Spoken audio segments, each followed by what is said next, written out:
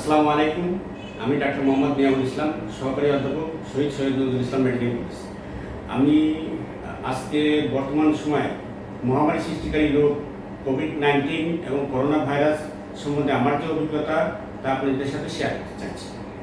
প্রথমে আমরা আসি যে কোভিড-19 রোগটা কী এবং করোনা ভাইরাস কী, এদের বৈশিষ্ট্য, এদের এবং সংক্ষিপ্ত ইতিহাস আমি আপনাদের সাথে শেয়ার করি। তো প্রথমেই আমি আসি যে মানব শরীরে রোগ সৃষ্টি করতে পারে এরকম অণুজীব কী কী আছে। প্রথমে আমরা দেখি একটু স্লাইডের দিকে যে মানব শরীরে যেসব অণুজীব মানব শরীরে সংক্রমণ ঘটায় তাদেরকে আমরা প্রধানত 4 ভাগে ভাগ করছি। তো আমরা দেখি কী কী সেই 4 ভাগটা: ভাইরাস, ব্যাকটেরিয়া, ফাঙ্গাস এবং পটুকি। এই 4 শ্রেণীর অণুজীব সাধারণত মানব শরীরে সংক্রমণ ঘটায়। তো এদের মধ্যে ভাইরাস হচ্ছে সবচেয়ে অতি আনুবীক্ষণিক জীব, অণুজীব। তো ভাইরাসের আবার বৈশিষ্ট্য অনুসারে তাদেরকে অনেকগুলো শ্রেণী বা ফ্যামিলিতে ভাগ করা হয়েছে। এই বৈশিষ্ট্যের মধ্যে এবং শ্রেণীর মধ্যে মানে তাদেরকে যে ভাগ করা হয়েছে, যে বৈশিষ্ট্যগুলোর উপর ভিত্তি করে, সেগুলা দেখা যাচ্ছে যে এই শ্রেণীর মধ্যে যে ভাইরাসগুলো তাদের বৈশিষ্ট্যগুলো কাছাকাছি।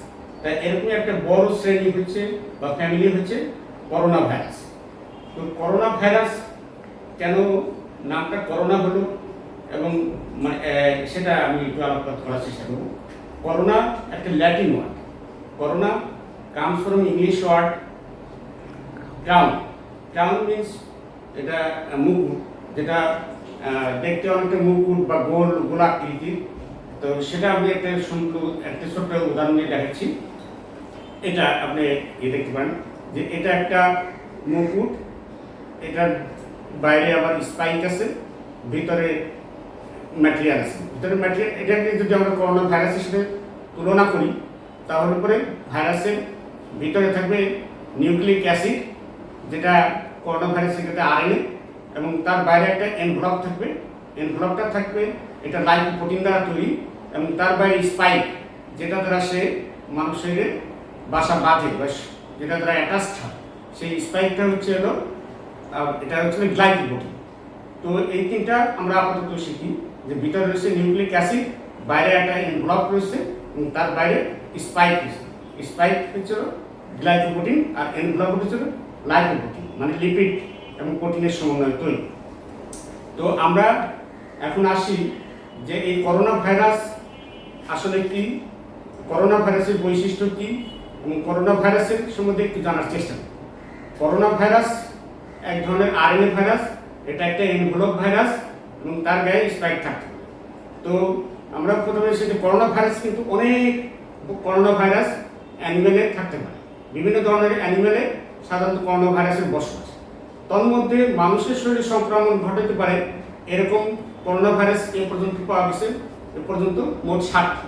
আমরা দেখি যে কোন কোন 7টি করোনা ভাইরাসের স্ট্রেইন মানুষের শরীরে পাওয়া। তো দেখি আমরা এই করোনা ভাইরাস হিউম্যান স্ট্রেইন হচ্ছে 7টি। তার ভিতরে আমরা দেখি যে প্রথমে একটা স্ট্রেইন 229E, তারপরে হচ্ছে NL63, তারপর হচ্ছে OC43, তারপর হচ্ছে HAU1। এই প্রথম দুইটা হচ্ছে আলফা করোনা ভাইরাস, আর 3 এবং 4 নম্বরটা হচ্ছে বিটা করোনা ভাইরাস। এবং এই যে এই 4টা যে করোনা ভাইরাস, এটা দ্বারা কিন্তু মানুষ হামেশাই সংক্রমিত হয়, কিন্তু এগুলা মানে তেমন কোনো মেজর কোনো সিমটম বা মেজর কোনো রোগ মানুষের শরীরে তৈরি করতে পারে না। সাধারণ হাসি, সর্দি, কাশি মাধ্যমে এদের নিরাময় হয়, যেহেতু এরা অনেক দূর মানুষের শরীরে ক্ষতি করতে পারে না, বেশি কোনো সংক্রমণ ঘটাতে পারে না। সেজন্য এই 4টে স্ট্রেইন কিন্তু আমরা আনঅ্যাওয়ার থাকি, অনেক সময় জানি না যে আমার শরীরে করোনা ভাইরাস এফেক্ট হয়েছে। কিন্তু পরবর্তীতে দেখেন যে 5 নম্বর যে স্ট্রেইন এগুলো SARS-CoV। SARS মানে হচ্ছে সিভিয়ার অ্যাকিউট রেসপিরেটরি সিনড্রোম, সিওতে কো ভিতে ভাইরাস, সার্স করোনা ভাইরাস। এবং 6 নম্বরটা হচ্ছে MERS-CoV। MERS মানে হচ্ছে middle states respiratory syndrome, corona virus. এবং 7 নম্বরে দেখেন যে সার্স করোনা ভাইরাস 2, মানে যেটা মানে সবচেয়ে এখন যে আলোচিত যে ভাইরাসটি, যে রোগটি কোভিড-19, সেটা কিন্তু এই সার্স যেটা ভাইরাসের নাম দেওয়া হয়েছে SARS-CoV-2, ঠিক আছে।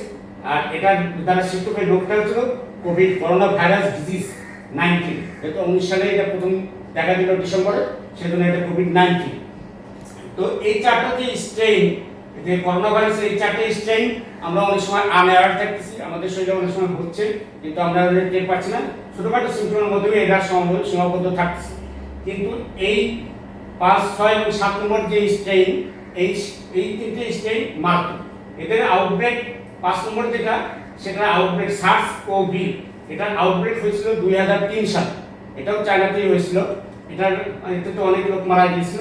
এবং 6 নম্বর যেটা, এটা 6 নম্বরটা হচ্ছিল middle states respiratory syndrome corona virus, এটা হয়েছিল 2012 সালে। এটা মিডল স্টেটস মধ্যপ্রাচ্যের যে দেশগুলো, সেগুলোতে প্রধানত এটা অ্যাটাক করে। প্রথমে সৌদি আরবে হয়। আর 7 নম্বর, এটাও চায়না থেকে উৎপত্তি হয়েছে, যেটা আমরা ধারণা করতেছি যে বাদুর থেকে ব্যাট থেকে প্যাঙ্গোলিন নামের একটা বনরুই, মানে প্যাঙ্গোলিন নামের একটা প্রাণী, তার থেকে মানুষের মধ্যে আসার সূত্রপাত ঘটতে পারে ধারণা করা হচ্ছে, এখনো রিসার্চ চলতেছে।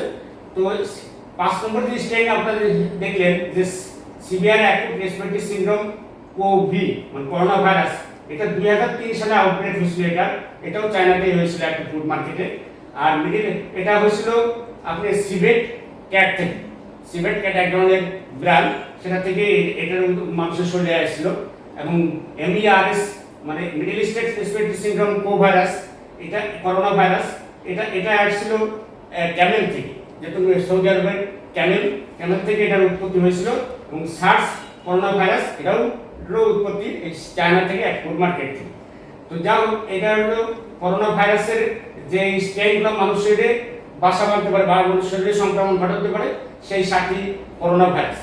এবার আমরা দেখি কোভিড-19 কি এবং SARS-CoV-2 মানে কি। কোভিড মানে হচ্ছিল করোনা ভাইরাস ডিজিজ 19, মানে ডিসেম্বর 2019 এটা প্রথম ডিটেকশন হয়, সেজন্য এটাকে 19 শব্দটা আনা হয়েছে। তো আমরা একটু দেখি, এদিকে খেয়াল করি। কোভিড করোনা, ডিতে ভাইরাস, ডিতে ডিজিজ 19, করোনা ভাইরাস ডিজিজ। আর এর পিছনে যে ভাইরাস, সেটার নাম হচ্ছিল SARS-CoV, SARS severe acute respiratory syndrome corona virus.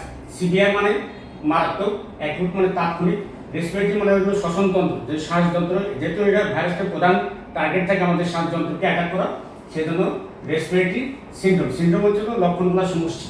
Corona virus, তারপরে করোনা ভাইরাসটার এই ভাইরাসটার নাম হচ্ছিল যে SARS-CoV। আমরা একটু এই হিস্ট্রিতে আসি, যে করোনা ভাইরাস জিনিসটা কীভাবে শুরু হলো, এখন পর্যন্ত কীভাবে আসলো। তো আমরা প্রথমে একটু ব্যাকগ্রাউন্ডটা দেখি, যে চায়নার হুবেই একটা অন্যতম প্রদেশ, বড় প্রদেশ। এই হুবেই প্রদেশের একটা অন্যতম শহর, মানে ক্যাপিটাল সিটি হচ্ছিল উহান।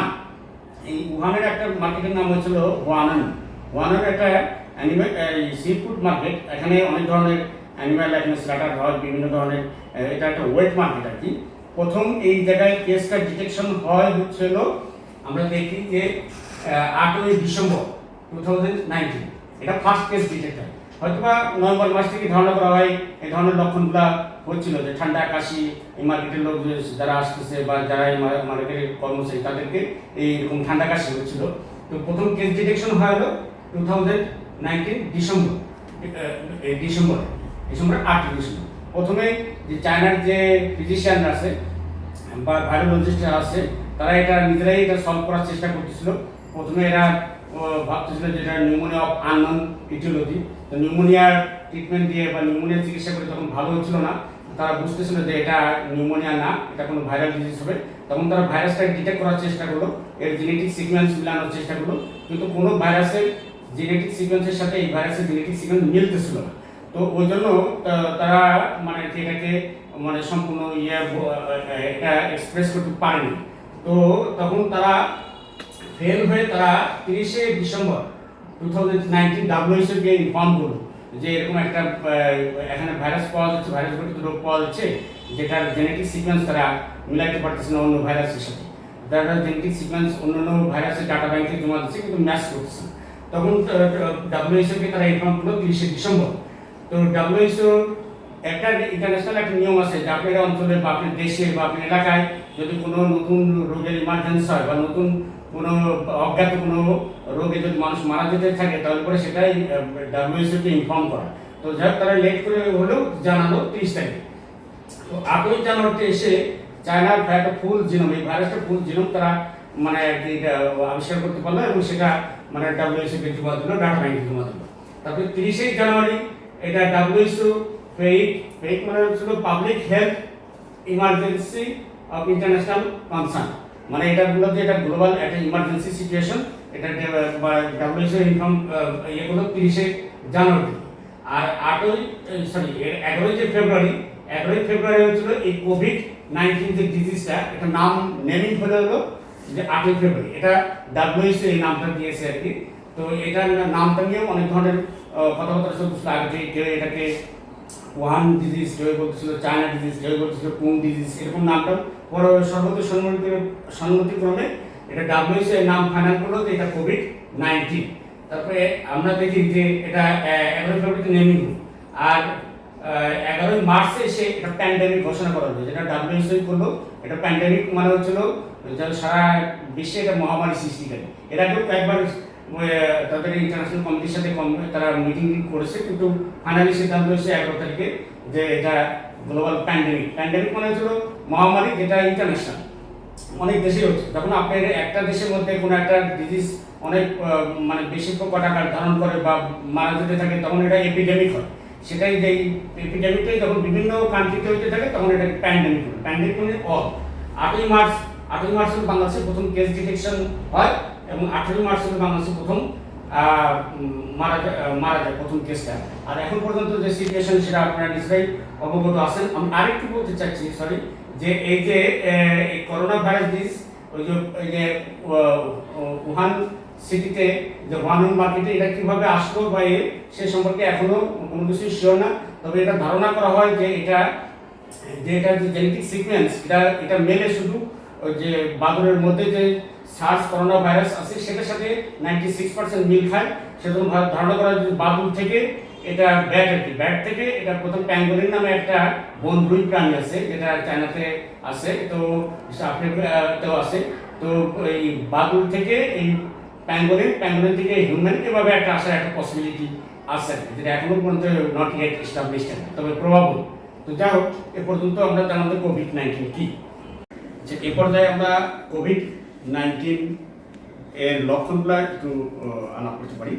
তো লক্ষণ আলাপ করার পূর্বে আমরা এর ইনকিউবেশন পিরিয়ড, যেটাকে বাংলায় বলা হয় সুপ্তিকাল সম্বন্ধে একটু। সুপ্তিকাল হচ্ছিল কোনো ভাইরাস বা কোনো অণুজীব আপনি শরীরে প্রবেশ করার পরে প্রথম যে লক্ষণটা, রোগটার যে লক্ষণ প্রকাশ পাইতে যে এর মধ্যে যে ব্যাপ্তিকাল, এর মধ্যে যে সময়কাল, সেটা হচ্ছিল ইনকিউবেশন পিরিয়ড বা সুপ্তিকাল। ধরেন যে একটা ভাইরাস আপনার বা কিছু ভাইরাস আপনার শরীরের মধ্যে ঢোকার সাথে সাথে তো সে কোনো লক্ষণ প্রকাশ করতে পারবে, সে সুবিধাজনক অবস্থান নেবে, তারপরে সেখানে সে মাল্টিপ্লিকেশন হবে, একটা থেকে 100টা, 100 থেকে 1000টা, 1000 থেকে লক্ষটা, এরকম হইতে হইতে সে তখন আপনার শরীরে একটা আপার হ্যান্ড নেওয়ার চেষ্টা করবে। আপনার ইমিউনিটি যদি কম থাকে তাহলে পরে সে তাড়াতাড়ি লক্ষণ প্রকাশ করবে।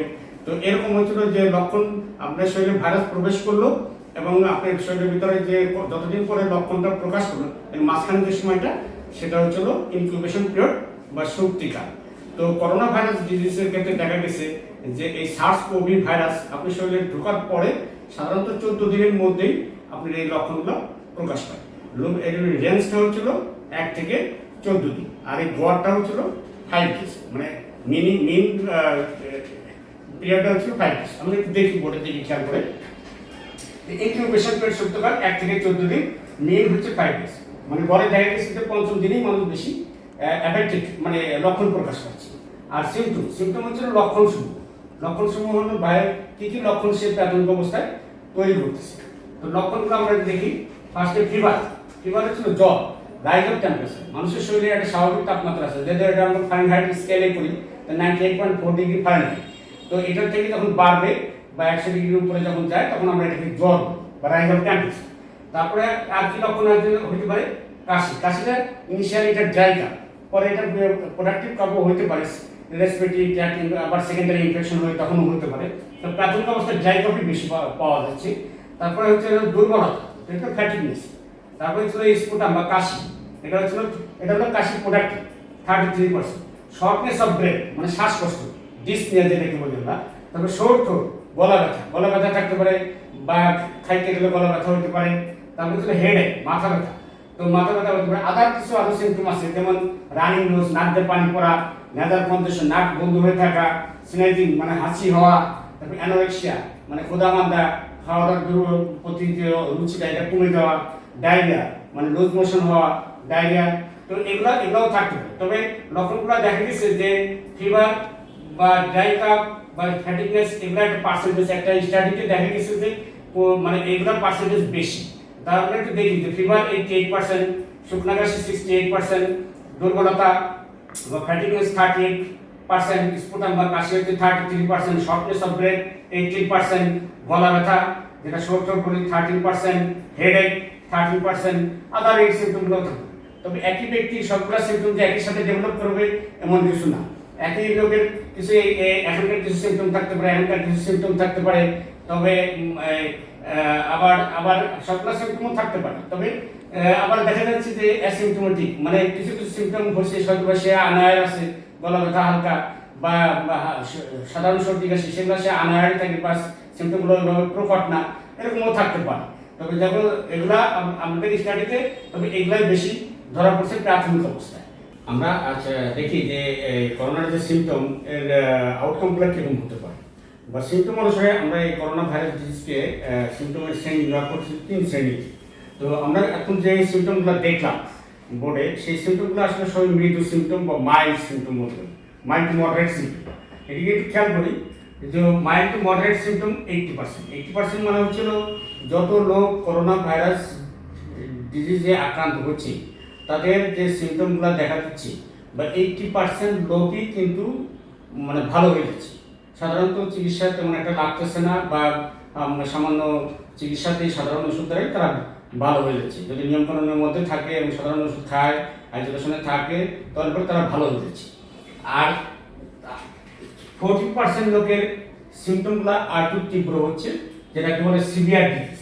তার ওই সিমটমগুলোর পাশাপাশি দেখা যাচ্ছে যে তার রেসপিরেটরি রেট 30-এর উপরে চলে গেছে প্রতি মিনিটে, ব্লাডের অক্সিজেন স্যাচুরেশন যেটা 100 থাকার কথা সেটা কমে 93%-এরও নিচে নেমে গেছে। লাংসে চেস্ট এক্সরে করে আমরা দেখবো লাংসের ভিতরে ইনফিল্ট্রেটস, লাংসের ভিতরে মোর দেন 50% ক্ষেত্রে লাং ইনফিল্ট্রেটস হয়ে গেছে উইদিন 48 আওয়ার্সের মধ্যে। সেই শ্রেণীর রোগীদেরকে আমরা বলবো যে এরা একটু সিভিয়ার বা তীব্র। এটা পার্সেন্টেজ মাত্র 14%। আবার এর থেকেও এই পর্যায়ে সাধারণত রোগীকে হসপিটালে চিকিৎসা করা দরকার হয়, এই পর্যায়ে হসপিটালাইজড হইতে হবে। আর এই পর্যায়ে উপরে যে মাইল্ড টু মডারেট সিমটম, এই পর্যায়ে তাকে হাসপাতালে ভর্তি করা নাও রাখতে পারে, সাধারণ চিকিৎসাতে তা ভালো হয়ে যেতে। তারপরে থেকে আর্টু জটিলতা যদি আমরা দেখতে পাই যে আর্টু যদি অ্যাডভান্স হয়, তারপরে সেটাকে আমরা জটিল বা ক্রিটিক্যাল ফেজে আসতে পারি। ক্রিটিক্যাল ফেজটা মাত্র 6%, ঠিক আছে। 100 জন, এই 6% কিন্তু করোনার ভাইরাস ডিজিজের থেকে, যে করোনা ভাইরাস ডিজিজ হয়েছে কিন্তু তাদের মধ্যে মাত্র 6 জন ক্রিটিক্যাল ফেজে গেছে। এরা মানে দেখেছে উপরে মাইল্ড সিমটমগুলো আছে, তারপরে এই সিমটমগুলো আছে, তারপরে এদের পাশাপাশি এই সিমটমগুলো আরো অ্যাডভান্স হয়ে আর একটু প্রোগ্রেস করে দেখা গেছে তার নিউমোনিয়া, তারপরে রেনাল ফেলিওর মানে কিডনি ফেল হচ্ছে, অ্যারিথমিয়া মানে হার্টের সমস্যা হচ্ছে, এআরডিএস মানে লাংসে আরো তীব্র সমস্যা হচ্ছে, acute respiratory distress syndrome, septic shock, patient শকে চলে যাবে, হেমোডিস, মাল্টিপল অর্গান ডিসফাংশন সিনড্রোম, তার অন্যান্য অর্গান যেগুলো আছে সেগুলো আস্তে আস্তে ড্যামেজ হবে। এরকম করে যে পর্যায় থেকে সব পর্যায় থেকেই তার ভালো হওয়া সম্ভব। এই চিকিৎসাটা কিন্তু তাকে আইসিইউ ম্যানেজমেন্ট করাটা উত্তম। এই পর্যায়ে জটিলতা হয় আইসিইউ ম্যানেজমেন্ট থেকে সে ভালো হয়ে যেতে পারে, অথবা দেখে যে তার যদি ইমিউন সিস্টেম দুর্বল থাকে, তার যদি তখন তার সেই পর্যায় থেকে ফেরত নাও আসতে পারে, তারপর তার আলটিমেটলি মর্টালিটি রেটও হতে পারে, মর্টালিটি তারা আসতে পারে। এখন মৃত্যুর আমরা এখন দেখি যে তার এই রোগে হওয়ার পরে তাহলে আমরা দেখলাম যে সব রোগী কিন্তু ভালো হয়ে যাচ্ছে, শুধুমাত্র 2.3% দেখা যাচ্ছে যে মৃত্যুর করে ধাবিত হচ্ছে। মর্টালিটি যদি আমরা দেখি যে মর্টালিটি WHO রিপোর্ট অনুসারে 3রা মার্চ 3rd মার্চ পর্যন্ত এটা গ্লোবাল ছিল 3.4%, ঠিক আছে। এই যে যে মৃত্যুর যে রেট, এটা কিন্তু মানে অন্যান্য ভাইরাস এর আগে যত আউটব্রেক হয়েছে সে তুলনায় কিন্তু খুব একটা বেশি না। সেই চিত্রটা আমি একটু পরে ধরবো আর কি। তো এই যে মর্টালিটি, এত লোক 100 জন করোনা ভাইরাস দ্বারা এফেক্টেড লোক, তার মধ্যে মর্টালিটি রেট যে 2 to 3% অনলি। তো এই মৃত্যুর ভিতরে দেখা যাচ্ছে যে এদের বেশিরভাগই লোক কারা কারা দেখা যাচ্ছে যে যাদের প্রিভিয়াসলি হার্টের ডিজিজ আছে, লাংসের ডিজিজ আছে, যাদের ডায়াবেটিক, যারা হাইপারটেনসিভ, যাদের ইমিউন সিস্টেম দুর্বল, যারা স্মোকার, এবং যাদের বয়স সাধারণত একটু বেশি 60-এর উপরে। একটা বয়সের সাথে অনেকেই একটু কনফিউজ করে ফেলে। আসলে বয়স যাদের বেশি তাদেরই তো diabetes, hypertension, lung problem, COPD তো তাদেরই বেশি থাকে। এ কারণে আসলে তাদের ইমিউন তো এমনি কম্প্রোমাইজ থাকে। তাছাড়া কেউ যদি লং টার্ম স্টেরয়েড নিয়ে থাকে, কিমোথেরাপির উপরে থাকে, ক্যান্সার থাকে, তার ইমিউন সিস্টেম এমনি দুর্বল থাকে, তখন তার বডির যে রোগ প্রতিরোধ ক্ষমতা এই ভাইরাসের সাথে পেরে ওঠে না। তখন তার আলটিমেটলি তার এভেন্টুয়াল কনসিকুয়েন্স যেটা সেটাই ডেভেলপ করে। কিন্তু আলটিমেটলি আমাদেরকে জানতে হবে যে বয়স যত তার ইমিউন সিস্টেম যদি ভালো থাকে এবং সে যদি নিয়মকানুনের মধ্যে থাকে, তারপরে এই ভাইরাসের মৃত্যুর আশঙ্কা খুবই কম। আরেকটা জিনিস এখানে অনেকে আমাকে প্রশ্ন করে থাকেন যে বাচ্চাদের ক্ষেত্রে, যে বাচ্চারা কি এফেক্টেড হয় না, বা বাচ্চারা এফেক্টেড হতে পারে। তো এই পর্যন্ত দেখা গেছে যে বাচ্চাদের সংখ্যা মাত্র 2.4%, যত ভাইরাস এই করোনা ভাইরাস যারা এফেক্টেড হয়েছে তার অংশ 2.4%, মানে অনলি চিলড্রেন। তো এই চিলড্রেন আবার তাদের ভিতরে আবার ক্রিটিক্যাল কেয়ারের লাগছে এবং পার্সেন্টেজ মাত্র 0.2%, মর্টালিটি অলমোস্ট নিল। তো বাচ্চাদেরও হতে পারে, অ্যাটলিস্ট তাদের ক্যারিয়ার হতে পারে। তো সে এফেক্টেড হয়ে সে বাচ্চা তো আর অনেক ক্ষেত্রে মানা সম্ভব হয় না, তারা কোয়ারেন্টাইন করা তার জন্য ডিফিকাল্ট। একটা বাসায় তো তারও তো নার্সিং লাগে, তো সেই জন্য বাচ্চাদের ক্ষেত্রে এটা স্পেশাল আমাদের মানে আর কি দৃষ্টিকোণ থাকা উচিত। তো এই পর্যায়ে গেল যে সিম্পটম, আমরা এখন দেখবো যে মর্টালিটি অন্যান্য ভাইরাসের তুলনায় এই ভাইরাসটা কিরকম একটু আমরা এটা দেখব। আমরা এখানে এই চার্টে কেস ফার্টিলিটি রেটটা একটু দেখতে পাই। এখানে যে ডিজিজগুলোর নাম দেওয়া আছে এই সব কিন্তু ভাইরাল ডিজিজ, বা এরা একটু ইতিহাসগুলো আমরা দেখতে চাচ্ছি কি। তো এই কেস ফার্টিলিটি রেট আগেকার যে মেজর আউটব্রেকগুলো হয়েছিল ভাইরাস দ্বারা, সার্স তো আমরা কম বেশি সবাই জানি, 2003-তে এটা চায়নাতে হয়েছিল। তার কেস ফার্টিলিটি রেট ছিল 10%। সোয়াইন ফ্লু যেটা মালয়েশিয়াতে অ্যাটাক হলো এবং অন্যান্য দেশে 4.5%। ইবোলা ভাইরাস এটা হচ্ছিল সেন্ট্রাল আফ্রিকাতে, এটা ছিল 25%। আর রিসেন্টলি যেটা আমরা করোনা ভাইরাস ডিজিজ সেটা হচ্ছিল 2.3% বা 3.4%। তো এটা রেটটা অনেকটা কম হলেও, মানে ডিজিজ এফেক্ট হওয়ার পরে মর্টালিটি রেট কম হলেও এর ট্রান্সমিসিবিলিটি অনেক হাই। মানে একজন থেকে আরেকজন থেকে আরেকজন যে ছড়ায় যাওয়া যেটা টেন্ডেন্সি বা ট্রান্সমিসিবিলিটি, এটা অনেক হাই। এবং টোটাল নাম্বার অফ মানে ডেথ বা টোটাল নাম্বার অফ গ্লোবাল যে একটা মানে কি অ্যালার্মিং হারে বাড়তেছে, এটা কিন্তু অন্যান্য ভাইরাসকে এক্সেপ্ট করে গেছে আর কি। সেজন্য এটা আমাদের একটা উদ্বিগ্নের বিষয় বা কনসার্ন। আমরা যদি এখনই এ পর্যায়ে লিমিটেশন না করতে পারি বা এটাকে না করতে পারি, তাহলে পরে হয়তো একটা আনসার্টেন একটা গন্তব্যের দিকে আমরা চলে যাবো। আমরা একটু ইনভেস্টিগেশন নিয়েও আলাপ করি। তো আমি প্রথমেই যেটা বলতে চাচ্ছি যে সবারই কি ইনভেস্টিগেশন দরকার আছে কিনা। আসলে এই সিজনে তো অনেকেরই তো আমাদের ঠান্ডা, কাশি, সর্দি, এই যে লক্ষণগুলো আমি প্রাথমিক লক্ষণ যেগুলো বললাম, মাইল্ড বা মিডল ডিজিজ, এগুলো তো আমাদের অনেকেরই আমরা সবসময় অ্যাফেক্টেড হচ্ছে এরকম সিমটম। বা আমাদের কি সবারই এরকম কোনো পরীক্ষা নিরীক্ষার দরকার আছে? না, পরীক্ষা নিরীক্ষা আপনি তখনই করতে পারেন যে যদি আপনার কাছে মনে হয় যে মনে হওয়ার কোনো কারণ আছে। যেমন যে আপনি যদি কোনো করোনা ভাইরাস ডিজিজ এফেক্টেড কোনো কান্ট্রি থেকে আসেন গত 14 দিনের মধ্যে, তারপরে হচ্ছে যে আপনি কোনো করোনা ভাইরাস ডিজিজ রোগীর সংস্পর্শে গত 14 দিনের মধ্যে আসছেন, এরকম যদি হয়ে থাকে, সেক্ষেত্রে আপনি কনফার্ম করার জন্য করা যেতে পারেন। আবার আপনি ধরেন যে সাধারণ এই লক্ষণগুলো হলো কিন্তু সেটা কোনো ট্রিটমেন্টে ভালো হচ্ছে না, এটা খারাপ হচ্ছে, তখন আপনি কিন্তু টেস্ট করে দেখতে পারেন সেটা যে এটা মানে কোনো বা নিউমোনিয়া চিকিৎসা দিয়েও ভালো হচ্ছে না, বা ডাক্তার যদি মনে করেন যে আপনি এটা টেস্ট করানোর প্রয়োজন আছে, তখন আপনি শুধু এই টেস্টগুলো করতে পারেন। আদারওয়াইজ যে স্ক্রিনিং টেস্ট বা কনফার্মেটরি টেস্ট যেটাই করেন, এটা সাধারণ লক্ষণগুলো প্রয়োজন। আর আমি দেখি যে টেস্টগুলো আসলে আমাদের এখানে কি করা হয় আমি প্রথমে দেখতে পাচ্ছি যে আপনার এতদিনে শুনে আসছেন যে পিসিআর মানে এটা জেনেটিক টেস্টিং, আরটি-পিসিআর, আরটি মানে রিভার্স ট্রান্সক্রিপ্ট টেস্ট, পিসিআর হচ্ছে পলিমারেজ চেইন রিঅ্যাকশন। এটা একটা জেনেটিক সিকোয়েন্স দেখা হয় আর কি। তো এটা ওই আক্রান্ত ব্যক্তির নাসোফ্যারিঞ্জিয়াল সোয়াব মানে যে নাকের ভিতরে এবং গলার ভিতরে যে একটা সোয়াব নিয়ে সেটার জেনেটিক অ্যানালাইসিস করে তারপরে আমরা মানে দেখি যে এটার কিছু সেন্সিটিভিটি আছে, সে বিষয়ে পরে আলাপ করবো। এর সাথে সাহায্য করে আরো কিছু পরীক্ষা আছে, চেস্ট এক্সরে আমরা করতে পারি, চেস্টের সিটি স্ক্যান করতে পারি, যেহেতু এটা প্রাইমারিলি হার্ট লাংসকে অ্যাফেক্ট করে সেজন্য। তো এইসব স্ক্যান, চেস্ট সিটি স্ক্যান বা এক্সরে করে আমরা দেখবো যে দুই লাংসেরই ভিতরে ইনফিল্ট্রেশন হচ্ছে। সাধারণত বোথ লাং ইনভলভ হয়, লোয়ার যে লোকটা লাংসের যে নিচের অংশ সেগুলো আগে ইনভলভ হয়, সাথে প্লুরাল ইভলিউশন, লাংসে পানিও থাকতে পারে, লাংসে ইডিমা ডেভেলপ করে। আবার ব্লাডেরও কিছু পরীক্ষা আছে, ব্লাডের লিম্ফোপেনিয়া বা লিম্ফোসাইটোসিস, এগুলো হচ্ছে ব্লাডের আরও কিছু পরীক্ষা নিরীক্ষা আছে যেগুলো সাধারণত আমাদের প্রাথমিক অবস্থা আমাদের লাগে না, যেমন ফেরিটিন, তারপরে এলডিএইচ লেভেল, এগুলো আমরা করতে পারি। তবে রোগ যদি আরও গুরুতর আকার ধারণ করে তখন তো আমরা তাকে হসপিটালাইজ করে তখন আরও বিভিন্ন পরীক্ষা নিরীক্ষা করি according to symptom, according to তার মানে অর্গান ফাংশন, আমরা বিভিন্ন মনিটর করার জন্য তার কিছু পরীক্ষা করি, আইসিইউ সাপোর্ট দিই, সেগুলো পরের ব্যাপার। কিন্তু প্রাথমিক অবস্থায় আমার কোনো পরীক্ষা নিরীক্ষার দরকার নেই।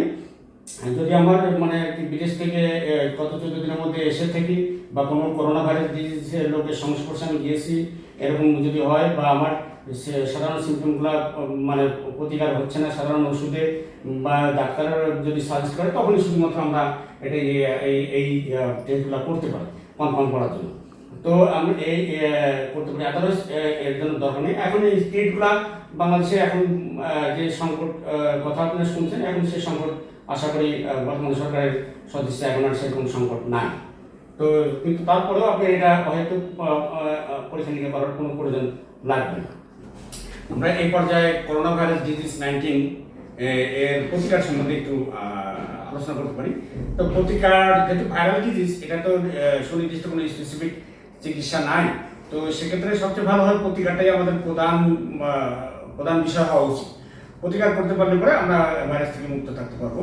তো প্রতিকার যদি করতে হয় কোনো ভাইরাল ডিজিজে, তারপরে এর মোড অফ ট্রান্সমিশন মানে কিভাবে এক ব্যক্তি থেকে আরেক ব্যক্তির মধ্যে ছড়ায় এবং তার যে সার্ভাইভাল নেচার, এটা যদি আমরা জানতে পারি তাহলে পরে প্রতিকার করাটা সহজ হয়। তো আমরা একটু দেখি যে মোড অফ ট্রান্সমিশন কিভাবে মানে একজন থেকে আরেকজনের মধ্যে কিভাবে ছড়ায়। তো আমরা এটা দেখি যে mode of transmission person to person, যে একজন ইনফেক্টেড পার্সন তার কন্ট্যাক্টে একটা নন ইনফেক্টেড পার্সন আসলো, যে একজন সংক্রামিত ব্যক্তি তার সংস্পর্শে আমি সংক্রামিত না বা আমি আসলাম, সে আসলেই তো হবে তা না, তারপরে আসলে আসার সুযোগ আছে। আর আরেকটা হচ্ছিল যে contact with contaminated surface or object, মানে কোনো বস্তুতে যদি ভাইরাসের উপস্থিতি থাকে এবং সেটা যদি আমি মানে টাচ করি বা ইয়ে করি, তারপরে সেটা যদি আবার আমি নাকে মুখে চোখে নেই তখন আমি হতে পারি। আর হচ্ছে ইনফেক্টেড অ্যানিমেল, এটা হচ্ছে মোড অফ ট্রান্সমিশন। আর আরেকটা হচ্ছে যে ভাইরাসটা কিভাবে কতক্ষণ টাইম সাধারণত একটা অবজেক্টের সার্ভাইভাল থাকে সেটা আমরা একটু দেখতে পারি। তো মেটাল বা ধাতব পদার্থে সাধারণত 12 ঘন্টা, ক্লোথ বা কাপড়ের 9 ঘন্টা, স্কিন বা ত্বকে 10 মিনিট থাকতে পারে, 10 মিনিট। তো এগুলো নিয়ে একটু বিতর্ক থাকতে পারে। এটা আমি দেখছি যে কিছু বইতে ফিউ ডেজও পর্যন্ত লেখা আছে। যাই হোক, তো আর একটা জিনিস নিয়ে আমি প্রায় শুনে থাকি যে টেম্পারেচার, যে বাংলাদেশে আজকে তো গরম পড়তেছে বা গ্লোবাল ওয়ার্মিং হচ্ছে, এটা ভাইরাসটা মানে স্থায়ী হবে না। এটা একটা আমার মনে হয় যে নন সাইন্টিফিক একটা কনসেপ্ট আর কি। কারণ টেম্পারেচার স্টেরাইল টেম্পারেচার তখন বলবো আমরা যে টেম্পারেচার আর একটা ভাইরাসও জীবিত থাকবে না, সেটাকে স্টেরাইল টেম্পারেচার বলে। ধরেন যে আপনি টেম্পারেচার মানুষ শরীরের টেম্পারেচার কত, এটা 37 ডিগ্রি সেলসিয়াস। তো এরকম টেম্পারেচার তো ভাইরাস গ্রো করতেছে, করতেছে, মিউটেশন পাচ্ছে। তো এখন কথা হচ্ছে যে ধরেন যে ভাইরাস টেম্পারেচার গ্লোবাল একটা টেম্পারেচার বাড়লো বা বাংলাদেশের টেম্পারেচার বাড়লো, বেড়ে ধরেন কত হলো না 37, 38, 39, 40 হলো, সেটা হবে কি অনেক ক্ষেত্রে ভাইরাসের রিডাকশন হবে কিছুটা, কিন্তু নির্মূল হবে না সব। কারণ আর একটা ভাইরাস যদি থাকে সেটা আপনার শরীরের ভিতরে যায়, সে আস্তে আস্তে মাল্টিপ্লাই করবে, আস্তে আস্তে এটা সে আস্তে আস্তে আপার হ্যান্ড নেবে। তো কথা হলো যে ভাইরাসে যে টেম্পারেচার আর একটা ভাইরাসের ক্ষেত্রে থাকে না, সেরকম টেম্পারেচার হচ্ছে 70 ডিগ্রি সেলসিয়াস তাপমাত্রা। আর যে ট্রান্সমিশন দেখতেছেন যে পার্সন টু পার্সন, এটা হলো ডাইরেক্ট কন্ট্যাক্ট। কারণ যে একজন একটা পেশেন্ট এখানে আসলো, আমার কোনো প্রোটেকশন নেই, পেশেন্টেরও কোনো প্রোটেকশন নেই, সেই জায়গায় কাশি দিলে আমি তার 3 মিটারের মধ্যে সাধারণত একটা কাশি দিলে পরে সেই কাশির সাথে আমরা বা হাসি দিলে সেই কাশির সাথে আমরা কাশির সাথে ড্রপলেট বের হয় না। ড্রপলেট মানে হচ্ছে ড্রপটারই ছোট ফর্মটাকে ড্রপলেট বলে বা অ্যারোসল। সেই ছোট যে বিন্দু কণা সেগুলো তো ছড়ায়। এই ছড়ায় পড়ার যে ডিস্টেন্সটা এটা সাধারণত 3 ফুটের মধ্যেই এটা মানে সীমাবদ্ধ থাকে, বা 1 মিটার বা 3 ফুট, 3 ফুট বা 1 মিটারের মধ্যে এটা সীমাবদ্ধ থাকে। তারপরে আমি তার চেয়ে ডিস্টেন্সে যদি থাকি তাহলে আমার মধ্যে ইনফেকশন হওয়ার চান্স বা ডাইরেক্ট ইনহেল করার চান্স কম, কারণ আমারও প্রোটেকশন নাই, তারও প্রোটেকশন নেই। তারপরে আমি যদি তার 3 ফুটের মধ্যে থাকি, তারপরে সে যদি হাসি কাশি দেয় আনপ্রোটেক্টেড অবস্থায়, তারপরে আমি ডাইরেক্টলি ইনহেল করে ফেলতে পারি। আরেকটা ছিল সে হয়তো হাসি কাশি দিল না, তাছাড়া সে কিন্তু যে জীবাণু মাইক্রোঅর্গানিজম আছে, কারণ সে ইনফেক্টেড।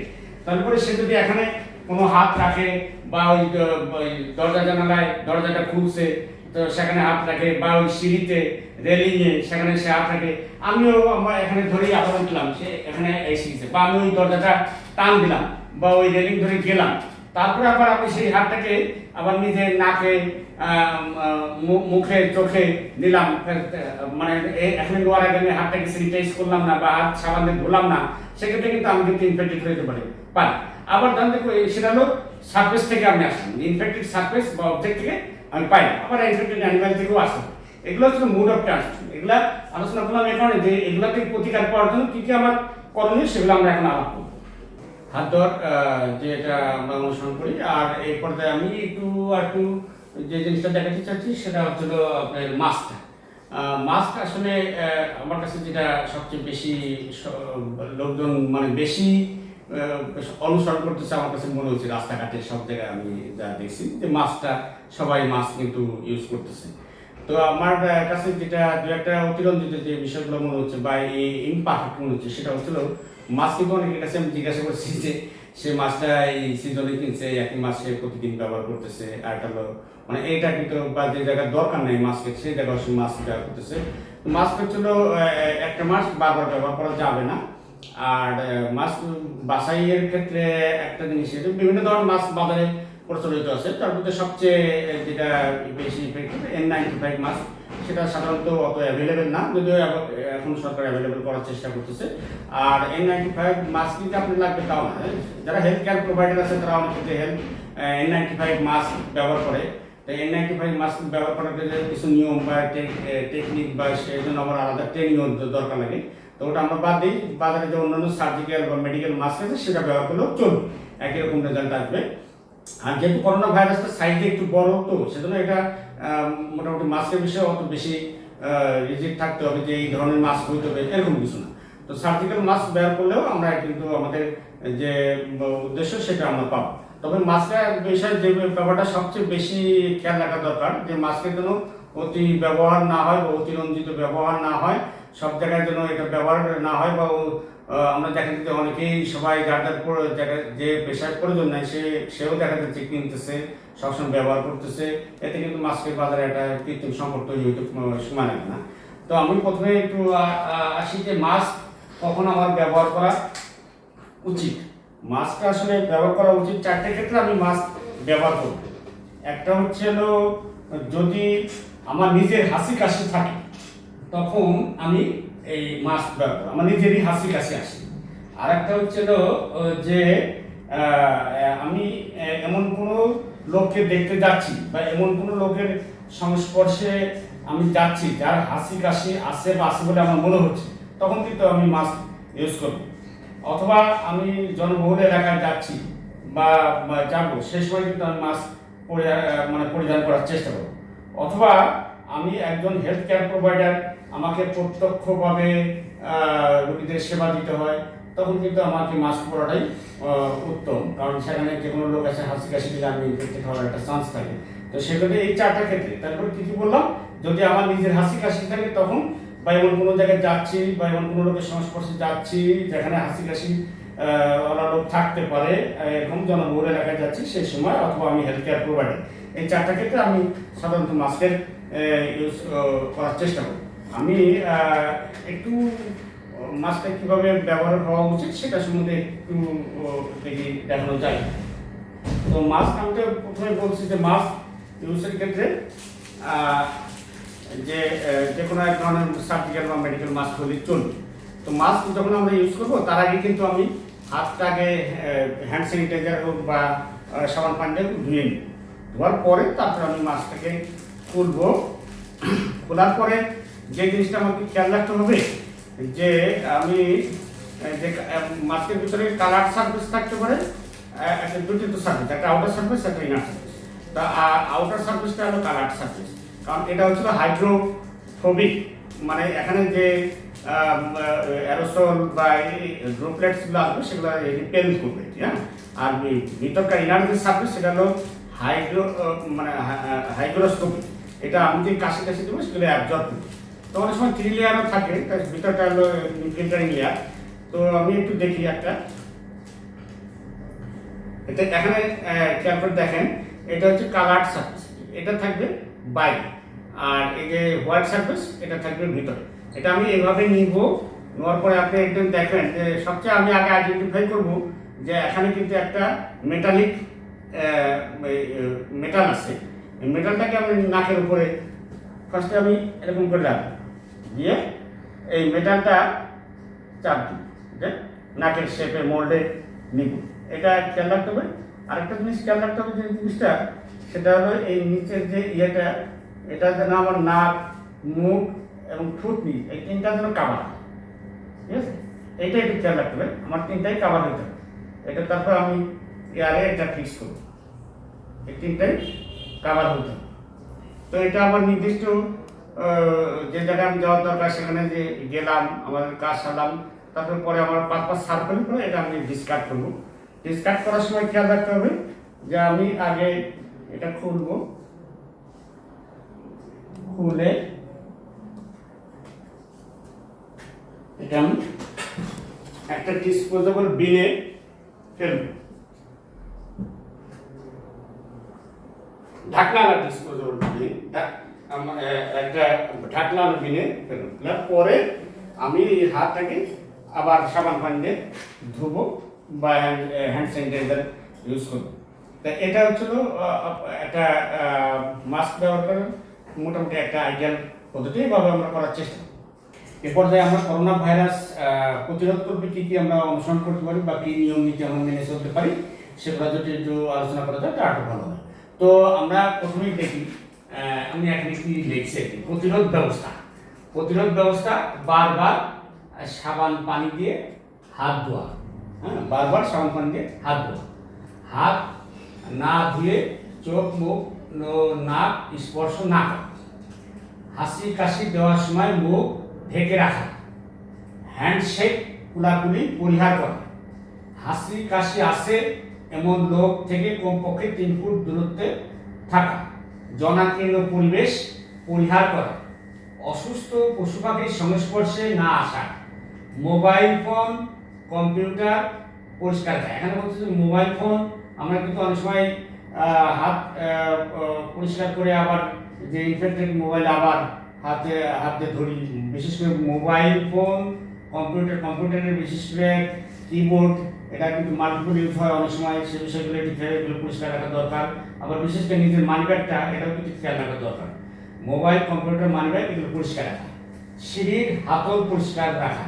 সিঁড়ির হাতল বিশেষ করে এটা বেশি প্রযোজ্য হবে যাদের মাল্টি স্টোরেজ বিল্ডিং, অনেকতলা বহুতলা বিল্ডিং, তারা যখন সিঁড়ির হাতল ইউজ করেন, সিঁড়ির হাতলে কিন্তু সেটা যেহেতু অনেক লোক এই সেম হাতল ইউজ করে।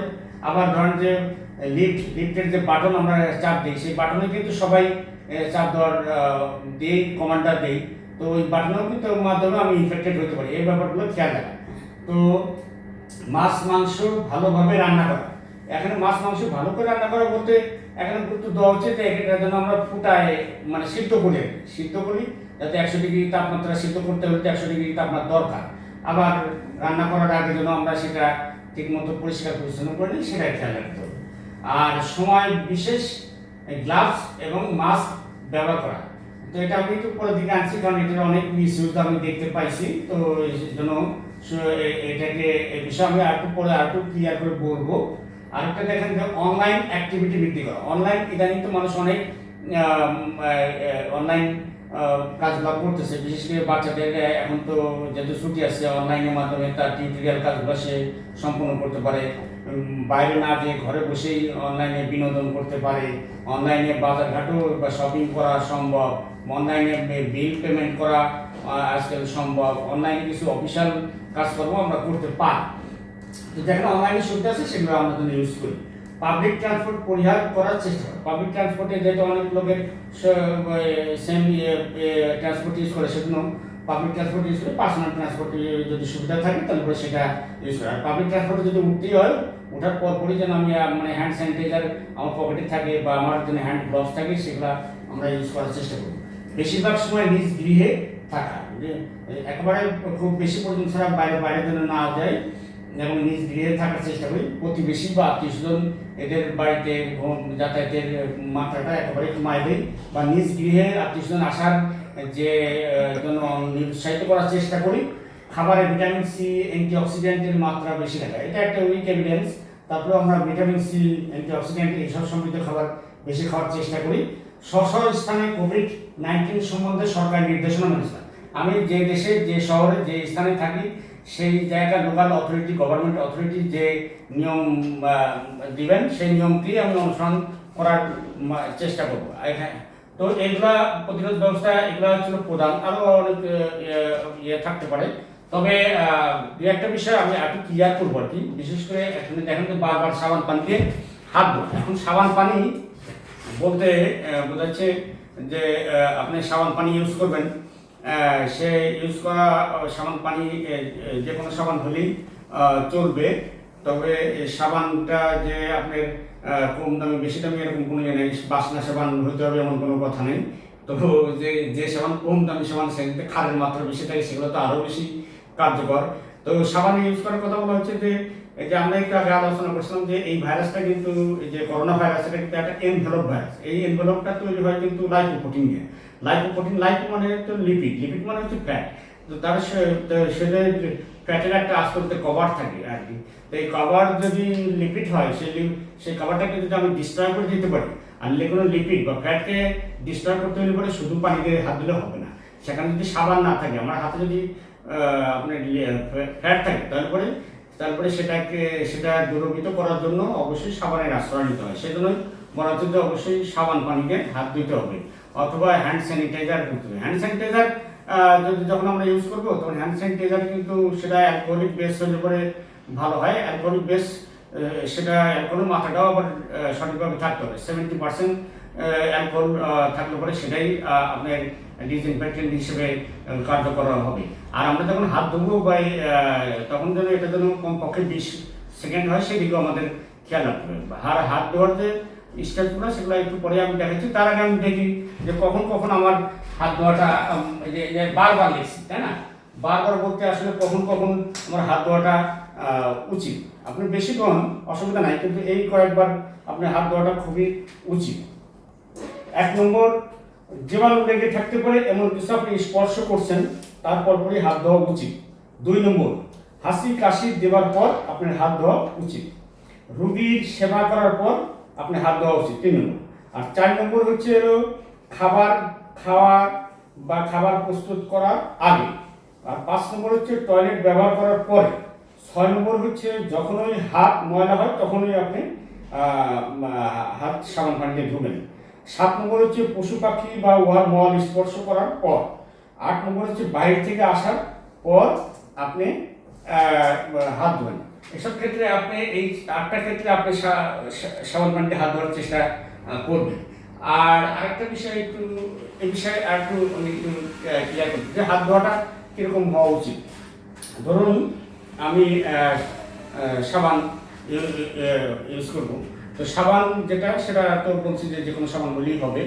তো আপনি ট্যাপ ওয়াটার সেটা হলে পরে বেশি ভালো হয়। রানিং ট্যাপ ওয়াটার হলে পরে সুবিধা হয়। যেখানে সেই সুবিধাটা আছে সেখানে আপনি সেই সুবিধাটা নেন। তো প্রথমে আপনি সাবানটাকে আপনি WHO যে গাইডলাইন আছে, সেই গাইডলাইন আপনি অনুসরণ করতে পারেন। তো প্রথমে সাবান আপনি ট্যাপটা আগে ছাড়েন, ট্যাপটা ছাড়ার পরে তারপরে আপনি সাবান নিলেন। সাবান নেওয়ার পরে আপনি প্রথমে সাবান এরকম হলেন, এটা হলো প্রথম ধাপ। তারপরে হচ্ছে আপনি সাবানটা রাখলেন, রাখার পরে তারপরে আপনি এরকম মাখলেন, মাখার পরে আপনি এরকম এরকম এদিকে খেয়াল করেন, এরকম এরকম করলেন। এটা হলো স্টেপ 2, ঠিক আছে। তারপরে হচ্ছিল স্টেপ 3। স্টেপ 3 হচ্ছিল এরকম স্টেপ 3।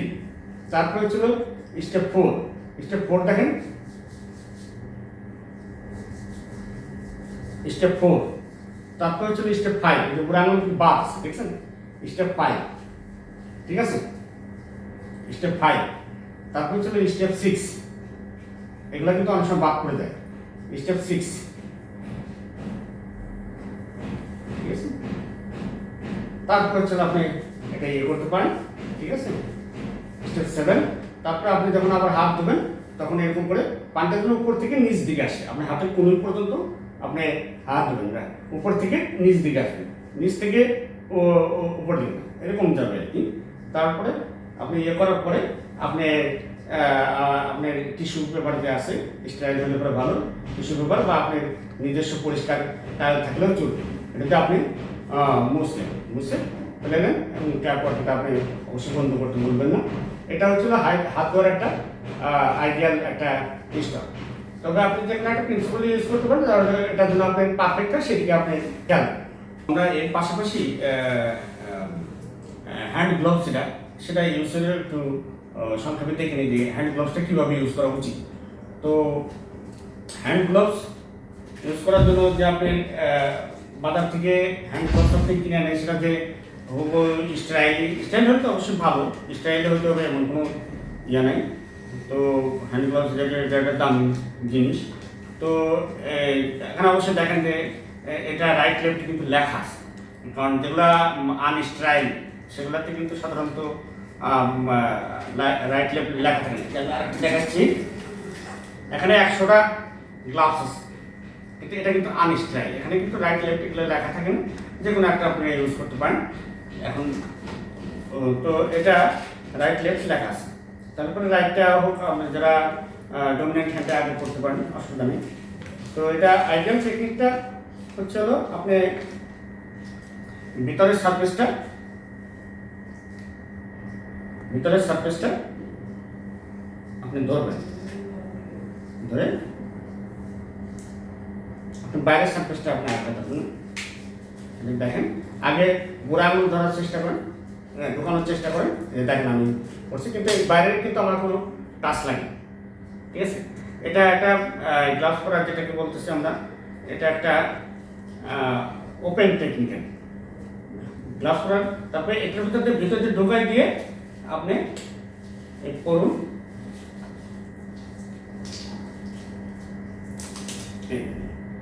এটা কিন্তু এই বাইরে কোনো জায়গায় কিন্তু আমার কোনো টাচ লাগে, ঠিক আছে। তো এভাবে করার চেষ্টা করুন। আর তারপরে আপনি যে কাজ করলেন, বাইরে গেলেন, ইয়ে করলেন, সে কাজ শেষে আপনি যখন খুলতে যান, বাইরে থেকে আসলেন খুলতে যান, তখন আপনি খোলার সময় আবার যে এই যে খোলার সময় যে টেকনিকটা, সেটা হচ্ছিল আপনি এই হাতে ভিতরে ধরতে পারবেন না, বাইরে ধরে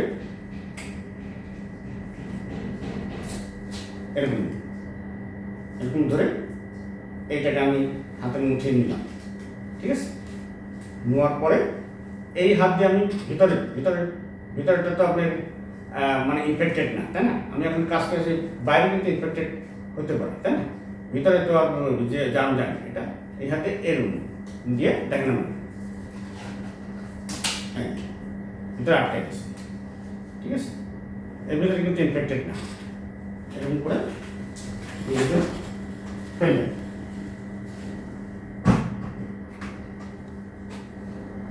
এরপরে আপনি মনে করলে একটু হ্যান্ড স্যানিটাইজার ইউজ করলেন বা হাত দিয়ে আর একটু সতর্ক অবস্থান নেওয়া।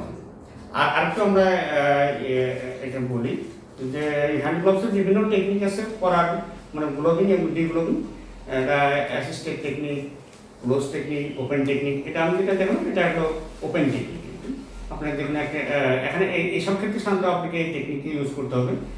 আর আনস্টাইল যে গ্লাভসগুলো, আনস্টাইল গ্লাভসে কিন্তু এইসব এত টেকনিকের কোনো প্রয়োজনীয়তা নাই। শুধুমাত্র ডিগ্লোভিং করার সময় আমি যেটা দেখলাম যে ডিগুলো মানে খোলার সময় যে প্রিন্সিপালটা সেটা শুধু একটু খেয়াল রাখার চেষ্টা করবেন যেন আপনার জন্য কন্টামিনেটেড না হয়।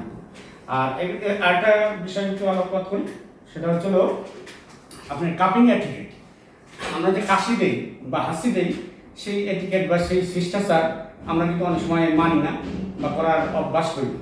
কাপিং এটিকেট হচ্ছিল যে আপনি যখন কাশি দিবেন বা কোনো হঠাৎ করে কাশি এসে গেলে আপনি চেষ্টা করবেন যে পাশে আপনার লোকজন আছে বা আছে তার থেকে অপোজিট সাইডে যে পাশে আপনার লোকজন কম বা যে পাশে লোকজন নাই সে পাশেই আপনি কাশি দেওয়ার চেষ্টা করুন, বা কাছাকাছি যে লোক যারা আছে তাদের থেকে অপোজিট সাইডে কাশি দেওয়ার, মুখ ঘোরায় কাশি দেওয়ার চেষ্টা করুন। আপনার কাছে যদি টিস্যু না থাকে সেক্ষেত্রে আপনি এরকম কাশি না দিয়ে আপনি চেষ্টা করবেন যে এই এলবো ফ্লেক্স করে এরকম করে কাছে এরকম করে দিয়ে পরে আপনি হ্যান্ড স্যানিটাইজার ইউজ করলেন, করলেন, ওই টিস্যু ব্যবহার করলেন। আর যদি আপনার পকেটে, অবশ্যই আপনার পকেটে টিস্যু সবসময় থাকা উচিত। আর টিস্যুর ক্ষেত্রে ড্রাই টিস্যুতে অ্যালকোহল বেসড ওয়েস্ট টিস্যুর উপর ভালো হয়। তো অ্যালকোহল বেসড ওয়েস্ট টিস্যু সবসময় পাওয়া সম্ভব না, সেক্ষেত্রে অন্তত ড্রাই টিস্যু তো আমার কাছে থাকতে পারে। তো আপনি পকেট থেকে আপনি ড্রাই টিস্যু বের করে আপনি বের করার পরে আপনি বাম হাতে নিয়ে এরকম আপনি যে পাশে লোক আছে তার অপোজিট সাইডে করে এরকম করে ফেলে, এরকম করে তারপর আপনি ঢাকনাযুক্ত বিনে ফেলার পরে আপনি আবার হাত আপনি হ্যান্ড স্যানিটাইজার হোক বা সাবান পানিতে ধুয়ে ফেলবেন। এটা হচ্ছিল কাপিং অ্যাটিকেট। প্রতিরোধ ব্যবস্থা মোটামুটি এগুলো আমরা যদি অনুসরণ করি তাহলে পরে অনেকাংশে আমরা ভাইরাস থেকে অ্যাটাক হওয়ার সম্ভাবনাকে অনেক কমে যাবে।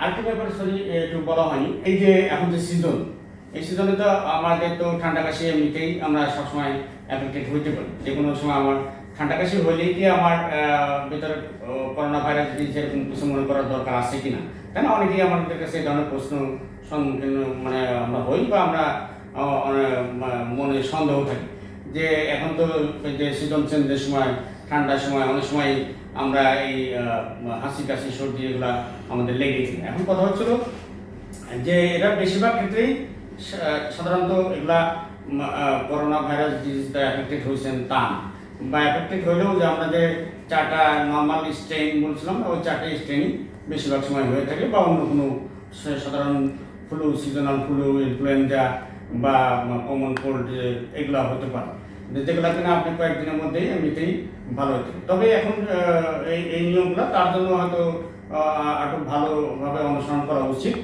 তবে একটা বিষয়, আপনি যদি গত 14 দিনের মধ্যে বিদেশ থেকে এসে থাকেন বা এমন কোনো এলাকায় গেছেন যে এলাকায় করোনা ভাইরাস প্রাদুর্ভাব বেশি, বা আপনি ধরেন যে এমন কোনো রোগীর সংস্পর্শে আসছেন যে রোগীটার করোনা ভাইরাস ডিজিজ আছে, বা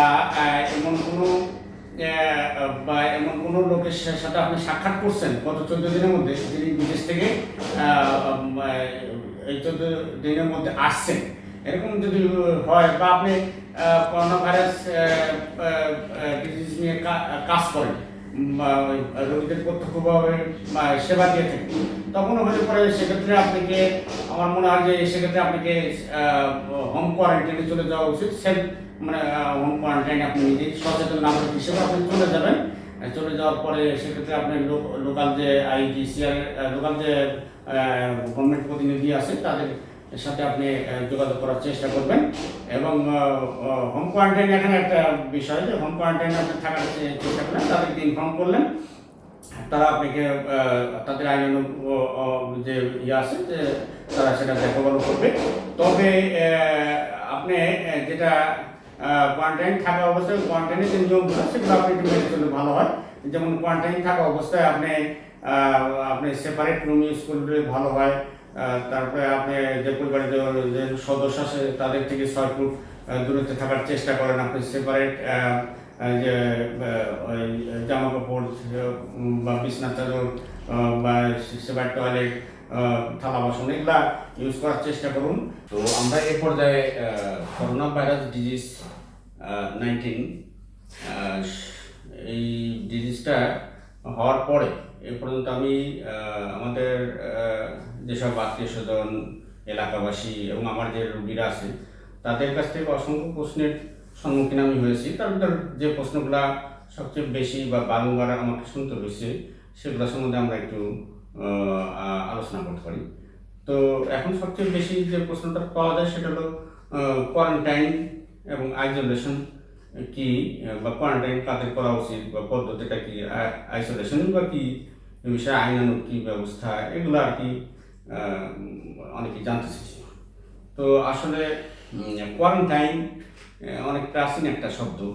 তো কোয়ারেন্টাইন এটা যদি বাংলা করি তো বাংলায় এটার দ্বারা হচ্ছিল গৃহে অন্তরীণ থাকা, আর আইসোলেশন মনে হচ্ছিল পৃথকীকরণ। তো কোয়ারেন্টাইন অনেক প্রাচীন একটা পদ্ধতি বা প্রাচীন একটা শব্দ। এই আপনি প্রায় 14 শতাব্দী থেকেই এই কোয়ারেন্টাইন পদ্ধতিটা প্রচলিত আছে। তখন দেখা যেত যে ইউরোপে অনেক ধরনের রোগ বিস্তার করতো, বা তখনকার মানুষ তো ইউরোপে অনেক সভ্য ছিল। সে সময় দেখা যেত যে প্লেগ রোগ, তারপরে আপনার টিবি, তারপরে আপনার অন্যান্য যে রোগগুলা ছিল সেগুলা যাতে ওই দেশে ইনভেট না করতে পারে সেই জন্য বন্দরে এই কোয়ারেন্টাইনের ব্যবস্থা ছিল। যেমন ইতালির ভেনিস নগরে যদি কোনো জাহাজ আসতো তো সেই জাহাজে আগে দেখা হতো যে এই জাহাজে কোনো লোক ইনফেক্টেড কিনা, বা ওই সময় যদি আসতো ওই রোগ চলাকালীন, তখন জাহাজটাকে ওই বন্দরের 1.5 মাইল দূরেই 40 দিন রাখা হতো। এর মধ্যে যদি কোনো রোগ যদি ওই জাহাজের মধ্যে কারো থাকে তো সবার মারা যেত, আর না থাকলে পরে তো ভালো। এরকম কোয়ারেন্টাইন ব্যবস্থা অনেক। তবে এটা আইনানুগভাবে আমেরিকাতে প্রথম চালু হয় 1944 সালে। এখন তো অনেক দেশেই তার নিজস্ব আইন ব্যবস্থা, কোয়ারেন্টাইন পদ্ধতি চালু আছে। বাংলাদেশে কোয়ারেন্টাইনটা আমাদের কাছে অনেকটা নতুন মনে হতে পারে। তো কোয়ারেন্টাইন আর আসলে তেমন কিছু না। এটা হচ্ছিল আপনি ধরেন যে আপনি বিদেশ থেকে আসলেন, আপনি যে বিমানবন্দরে আপনি নামার পরে আপনি থার্মাল স্ক্যানার আছে। তো এই স্ক্যানার আর কিছু না, ধরেন যে এই একটা মেশিন আপনি এরকম করে ধরে দেখা হলো যে আপনার শরীরের টেম্পারেচার, এটা ইনফ্রারেড স্ক্যানার। তো আপনার শরীরের তাপমাত্রা কত আছে, যদি আপনার তাপমাত্রা বেশি থাকে এবং আপনি যদি সর্দি হাসি কাশি এগুলাতে থাকেন, বা আপনি একটা ফর্ম আছে ওখানে যদি পূরণ করার সময় বলেন যে আপনার সর্দি হাসি কাশি আছে বা ছিল, এখন যদি ভেরি রিসেন্ট ছিল, তাহলে পরে আপনাকে ওরা সরকার নির্দিষ্ট কোয়ারেন্টাইন ব্যবস্থায় আপনাকে কোয়ারেন্টাইন করবে। আর যদি আপনার এগুলো না থাকে তাহলে পরে এ পর্যন্ত যা করা উচিত যে আপনি এটা বাসায় যান, তবে আপনি 14 দিন পর্যন্ত হোম কোয়ারেন্টাইনে থেকেন, এরকম একটা তাকে বলা হচ্ছে। কিন্তু অনেক ক্ষেত্রে বাংলাদেশের যে লোকজন তারা আসলে অনেক দূর থেকে আসছে, পরিবারের সান্নিধ্য পাইছে, তখন কোয়ারেন্টাইন করতে মানে বেশ একটা উৎসুক থাকে না। তো অবশ্যই বাংলাদেশে যারা প্রবাসী আছেন তো এরা বাংলাদেশের সমৃদ্ধির জন্য অনেক বড় একটা ভূমিকা রাখেন। তো তাদের প্রতি শ্রদ্ধা রেখেই আমরা আসলে বলতে চাই যে তারা যেহেতু কোয়ারেন্টাইন যেন মানে তার ব্যাপারটা শুধু তার স্বার্থেই না, তার স্বার্থে, দেশের স্বার্থে, তার পরিবারের স্বার্থে এটা মানা উচিত। তেমন কিছু না, শুধু সে গৃহে আন্তরীণ থাকবেন 14 দিন, যেহেতু ম্যাক্সিমাম ইনকিউবেশন পিরিয়ড 14 দিন, ওই জন্য থাকবেন। এই অবস্থায় সে বাইরে বেশি একটা বের হবেন না, আর গৃহে অন্তরীণ থাকবেন। তার সম্পূর্ণ আলাদা সব ব্যবস্থা থাকবে, তার আলাদা গৃহ, আলাদা থালা বাসন, আলাদা টয়লেট, জামা কাপড়, সব কিছু তার আলাদা থাকবে। পরিবারের সদস্যদের থেকে কমপক্ষে 6 ফুট দূরত্ব সে থাকার চেষ্টা করবে। পরিবারের অন্যান্য যারা সদস্য আছেন তার যাতে আর কি সহজে কন্ট্যাক্টে না আসে সেই চেষ্টা করবে। অন্য আত্মীয় স্বজন যাতে তার বাসায় না আসে সে বিষয়ে নিরুৎসাহিত করবে। এবং অন্যান্য যে যোগাযোগ ব্যবস্থাগুলো সেগুলা সামাজিক ব্যবস্থাগুলো সেগুলা সোশ্যাল যে মিডিয়াগুলো আছে বা ফোনে বা টেলিফোনে করার চেষ্টা করবে। তো এরকম আর যদি এর মধ্যে সে তার মধ্যে লক্ষণ হাসি কাশি এগুলো দেখা দেয়, তাহলে পরে সে স্থানীয় সরকারি যে এজেন্ট আছে তাদেরকে সে ইনফর্ম করবে বা এই টিচারের নাম্বার ফোন করবে। এটাই হচ্ছিল আসলে কোয়ারেন্টাইন ব্যবস্থা। তবে কোয়ারেন্টাইন ব্যবস্থাটা আসলে যদি অ্যাপারেন্টলি যারা হেলদি তাদের ক্ষেত্রেই শুধু প্রযোজ্য কোয়ারেন্টাইনটা। আর আইসোলেশন বলা হচ্ছে যে আইসোলেশন হচ্ছে ইনফেক্টেড পার্সন, যে অলরেডি সে ইনফেক্টেড আছে, এটা মানে প্রুফ, তখন পরে তাকে সেক্ষেত্রে তাকে হাসপাতালে ভর্তি থেকে হাসপাতালে কোনো একটা ইউনিটে তাকে আইসোলেশন করা হচ্ছে। সেটা হলো মানে আইসোলেশন আর একটু ইয়েটা হবে। এটার বাংলা যদি আমরা করি তাহলে পরে তা যেটা মানে দ্বারা বাংলাটা দ্বারা তাকে যে পৃথকীকরণ, যেটা সেপারেট করাতে তাকে একটা হাসপাতালে এটা, এই হলো মোটামুটি আর কি কোয়ারেন্টাইন এবং আইসোলেশনের একটা বেসিক পার্থক্য। এই প্রশ্ন খুব ফ্রিকোয়েন্টলি আমি সম্মুখীন হয়েছি, সেটা হচ্ছে বাচ্চাদের করোনা ভাইরাস ডিজিজ হতে পারে কিনা বা তার ক্ষেত্রে কোনো স্পেশাল কোনো নির্দেশনা আছে কিনা। আসলে কোনো বয়সের মানুষ বা বাচ্চা বলি, বৃদ্ধ বলি, মধ্যবয়স্ক বলি, সবার করোনা ভাইরাস ডিজিজ এটা ভাইরাস, এটা আসলে মানে কোনো ব্যক্তি বিশেষ বা কোনো বয়স বিশেষ কাউকে অ্যাটাক করবে এরকম কিছু না। তো এটা সব দেশের জন্যই প্রযোজ্য, সব বয়সের লোকের জন্য প্রযোজ্য, সব সব বয়সে এটা হতে পারে। তবে ইনসিডেন্স যদি আমরা স্টাডি করি আর কি, যে ইনসিডেন্স স্টাডি করে দেখা যায় যে বাচ্চাদের ক্ষেত্রে, বিশেষ করে আন্ডার 19 যারা, তাদের ক্ষেত্রে যেগুলো ইনসিডেন্স অনেকটা কম। তো দেখা গেছে যে এ পর্যন্ত বাচ্চারা যত রোগী করোনা ভাইরাস দ্বারা এফেক্টেড হয়েছে, তার ভিতর বাচ্চাদের পার্সেন্টেজ মাত্র 2.4%। 2.4% এই এফেক্টেড হয়েছে, কিন্তু এই এফেক্টেড গ্রুপের মধ্যে ক্রিটিক্যাল স্টেজে আসছে, মানে যাদের আইসিইউ সাপোর্ট টাপোর্ট লাগছে, এরকম ক্রিটিক্যাল স্টেজে আসছে মাত্র 0.2%। তো আর মর্টালিটি বলতে গেলে বা কেস ফার্টালিটি রেট অলমোস্ট 0। তবে একটা জিনিস মনে রাখা উচিত যে বাচ্চারা কিন্তু তারা তো ইনফেক্টেড হইতে পারেই, আর একটা কথা হলো তারা তো ইনফেক্টেড হলে তারা মর্টালিটি রেট বা কেস ক্রিটিক্যাল না হলেও তারা তো ক্যারিয়ার, তো তারা তো বাসায় তো আসতেছে, আমাদের সাথে মিশতেছে, তাদের তো আইসোলেশন করা বা কোয়ারেন্টাইন করা তাদের জন্য খুব কঠিন। তো এটা তারাও মানতে চাইবে না, আমাদের পক্ষেও খারাপ লাগে। তো এখন কথা হচ্ছিল যে তারা যদি অ্যাফেক্টেড হয়, তার থেকে তো আমি অ্যাফেক্টেড হবো, আমিও সেক্ষেত্রে তো সেফ বা নিরাপদ না। সেই জন্য বাচ্চাদের ক্ষেত্রে যে আমরা আনঅ্যাওয়ার থাকবো সেটা কিন্তু আমাদের করা উচিত হবে না। তো এটাই। আর আর একটা কথা যে বয়স্কদের ক্ষেত্রে যেটা হচ্ছে যে বয়স্করা যারা এফেক্টেড হচ্ছেন বা যাদের মর্টালিটি রেট এ পর্যন্ত, মর্টালিটি রেট WHO যে রিপোর্ট সেটা অনুসারে মার্চের 3 তারিখ পর্যন্ত এটা ছিল 3.4%। তো এর মধ্যে যারা বয়স্ক, যারা 60-র উপর বয়স, তাদের ক্ষেত্রে পার্সেন্টেজটা একটু হাই, আর যারা একটু কম বয়স তাদের, তবে কোনো এজই ইমিউন না।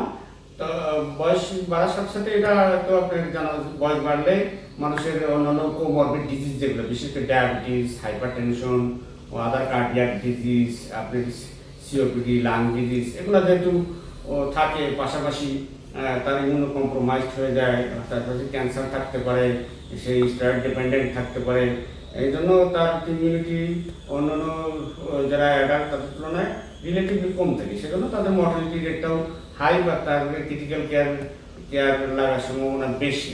এটাই আর কি আমাদের স্মরণ রাখা উচিত।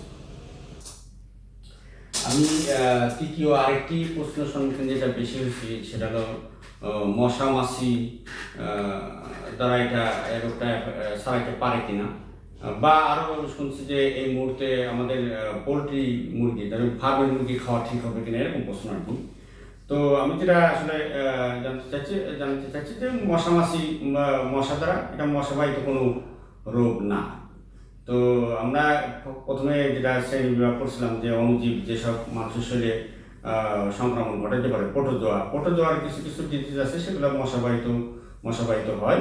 তবে এই ভাইরাল, এই যে এই করোনা ভাইরাস, এটা কোনো মশাবাহিত রোগ না। আর মুরগির ক্ষেত্রে যেটা বলা হচ্ছে যে পোলট্রি মুরগি খাওয়া যাবে না বা দেশি মুরগি খাইতে হবে, এরকম কিছু না। কারণ এখানে মুরগিবাহিত কোনো রোগ না, যে কোনো অ্যানিমেলের মাধ্যমে হতে পারে যদি সেটা ইনফেক্টেড হয়। তবে এক্ষেত্রে একটা জিনিস লক্ষণীয় যে খেয়াল রাখতে হবে যেন আমরা যেন যে যাই কিছু খাই সেটা যেন পুরা সিদ্ধ হয়, বা সেটা যেন আমরা যেন সেটা ভালো মতো ধুয়ে রান্না করি, সেটা সব শুধু মুরগির ক্ষেত্রে না, সব জায়গায় এটা খেয়াল রাখতে হবে। চতুর্থ একটা প্রশ্ন যেটা আমাকে প্রায় শুনতে হচ্ছে সেটা হচ্ছিল যে করোনা ভাইরাসের বিরুদ্ধে কোনো প্রতিষেধক আছে না, ভ্যাকসিন। তো ভ্যাকসিন কোনো জীবাণুর বিরুদ্ধে, অণুজীবের বিরুদ্ধে ভ্যাকসিন আবিষ্কার করতে হলে, ভাইরাসের বিরুদ্ধে যদি আমি ভ্যাকসিন আবিষ্কার করতে চাই, তারপরে ভাইরাসের ওই জেনেটিক সিকোয়েন্স এগুলো পুরা নোন থাকতে হয়, তারপরে তার বিরুদ্ধে ভ্যাকসিন তৈরি করার প্রক্রিয়া শুরু হয়। তো এটা আসলে মানে এটা সময় সাপেক্ষ একটা ব্যাপার, সেটা মানে কি বেশ সেভারাল মান্থ লাগে আর কি। তো এটা জেনেটিক সিকোয়েন্স যদিও মোটামুটি এখন জানা গেছে, তো সেটা ভ্যাকসিন তৈরি করার প্রচেষ্টা চলতেছে এখনো। সেটা ট্রায়াল অনেক জায়গায় শোনা যাচ্ছে যে ট্রায়াল দিচ্ছে, কিন্তু এখনো WHO রিকমেন্ডেশন পেয়েছে এরকম কোনো ভ্যাকসিন এখনো পর্যন্ত আবিষ্কার হয়নি বা আমাদের কাছে আসেনি এরকম তথ্য। আর আরেকটা বিষয় হচ্ছিল যে অ্যান্টিভাইরাল ড্রাগ, অনেক সময় আমি যে জানছি যে চায়নারা দাবি করতেছে যে জাপানের যে অ্যান্টিভাইরাল ড্রাগ সেটা মানে কার্যকর, অ্যাভিগান নামে যেটা লোকাল মার্কেটে, ওখানকার লোকাল মার্কেটে পাওয়া যায় 200 মিলিগ্রামে। তো আসলে এটা WHO রিকমেন্ডেশন এখন পর্যন্ত আসছে কিনা আমার জানা নেই, তবে এটা WHO রিকমেন্ডেশন, বাংলাদেশের গভর্নমেন্ট অথরিটির রিকমেন্ডেশন না পাওয়া পর্যন্ত আমরা এটা ব্যবহার করবো না। আর এই অ্যান্টিভাইরাল ড্রাগটা অনেক এক্সপেন্সিভও বটে, আমি যতদূর শুনছি যে এটার দাম প্রায় 5 দিনের কোর্স প্রায় 10 লাখের কাছাকাছি। তো আর একটা হচ্ছে অ্যান্টিবায়োটিক তো আসলে অ্যান্টিভাইরাল হিসেবে ব্যবহার করা যায় না আমরা। তবে সাধারণ সর্দি কাশি যখন হয় বেশিরভাগই তো সাধারণ, তাই না? যে করোনা ভাইরাস তো এমনিতে তার শরীরে ইমিউনিটি দ্বারা এমনি এটা ঠিক হয়ে যাবে। তো সাধারণ যে সমস্যাগুলো সর্দি হাসি কাশি এগুলোর জন্য আমরা সাধারণত ফেক্সোফেনাডিন অ্যাডাল্ট ডোজ হিসেবে 120 মিলিগ্রাম 2 বেলা করে যে কদিন থাকে খাবে, সাথে প্যারাসিটামল বেশি বেশি করে পানি খাবে, কুসুম গরম পানি খাবে। আর যেগুলা প্রতিরোধ করবে, যেসব করণীয় সেগুলো করবে, তারপরে ভিটামিন সি সমৃদ্ধ খাবারগুলো খাবে। এগুলাই হচ্ছিল তার মানে সিমটোমেটিক, যেটা বলে সাপোর্টিভ ট্রিটমেন্ট, এটাই করলে তার বেশিরভাগ রোগী ভালো হয়ে যাবে। আর যদি অ্যাডভান্স কোনো চিকিৎসা লাগে সেক্ষেত্রে দেশের সরকারের যেসব করোনা ভাইরাস ডিজিজের যেসব সেন্টার আছে সেগুলোতে সে যোগাযোগ করবে, আর অথবা এই যে আমাদের এখানে যে নাম্বারগুলো দেওয়া আছে সেগুলোতে সে যোগাযোগ করবে। আর একটা প্রশ্ন আমি যেটা বেশি পাইছি সেটা হচ্ছিল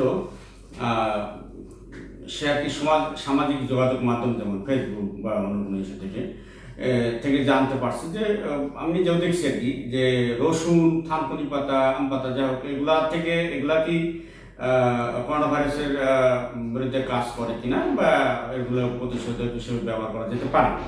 তো এগুলা কোনো সাইন্টিফিক মানে বৈজ্ঞানিক কোনো ভিত্তি নেই। তো এগুলো কোনো এর পেছনে কোনো রিসার্চও নাই, কোনো ট্রায়ালও নাই। তবে অবশ্যই রসুন একটা ভালো খাবার, এটা তো অনস্বীকার্য। এটা রোগ প্রতিরোধ ক্ষমতা বাড়ায় অনেক। আমরা রসুন খাইলে আমাদের শরীরের রোগ প্রতিরোধের পাশাপাশি হার্টের জন্য এটা ভালো। তো সেটা হোক, কিন্তু করোনা ভাইরাস বিরুদ্ধে এটা ব্যবহার করা যেতে পারে এরকম ধারণা না রাখাই আর কি ভালো।